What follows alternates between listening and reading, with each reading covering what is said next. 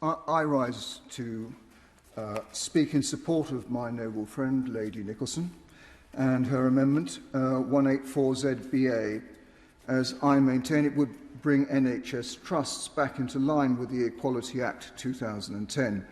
Schedule 3, Part 7 of the Act permits discrimination on the grounds of sex and enables provision that is separate, different and/or provided to only one sex if, quote, it is a proportionate means in achieving a legitimate aim. Paragraph 27 of Schedule 3 specifically provides for separate male and female single-sex hospital wards. A hospital ward where patients are, by definition, vulnerable and dependent on their surroundings for safety, privacy and dignity, e.g. they are unwell, sleeping in various states of undress, receiving intimate personal care, confused, etc., comfortably meets the legitimate aim test. Further, Annex B misstates who is included under the protected characteristic of gender reassignment by widening it to include transgender and non-binary people.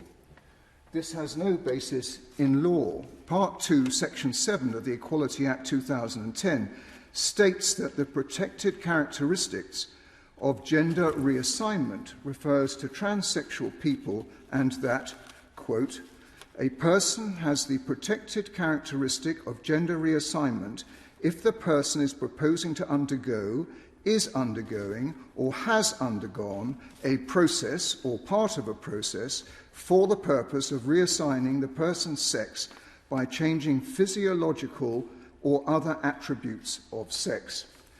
It is important to establish what percentage of transgender people fit this description. In 2016, a meta-analysis of 27 studies estimated that approximately 0.01% of the population have a transgender diagnosis and/or surgical or hormonal treatment. In contrast, 0.35% of the population self-identify as transgender. This means only 2.9% of those who consider themselves part of the transgender community is undergoing any gender-affirming treatment. The vast majority, 97.1%, simply self-identify and make no modifications to their natal sex body. So there is a very high probability that someone born male who is supported under Annex B to be in a female ward is genitally intact.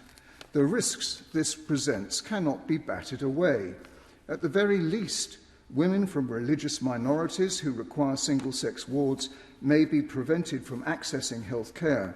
Some policies allow known male sex offenders who identify as women on women's wards.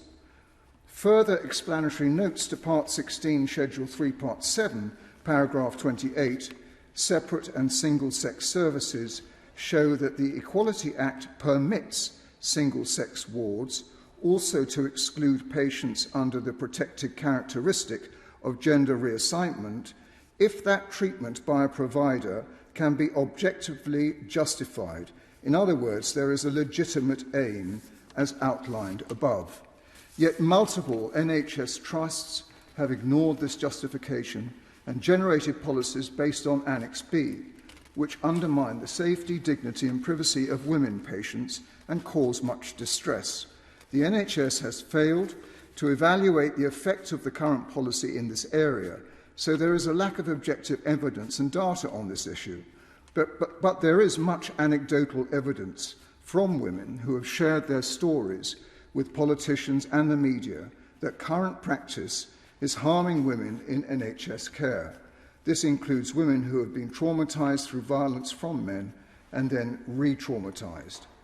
Annex B, in my opinion, is unlawful and should be rescinded.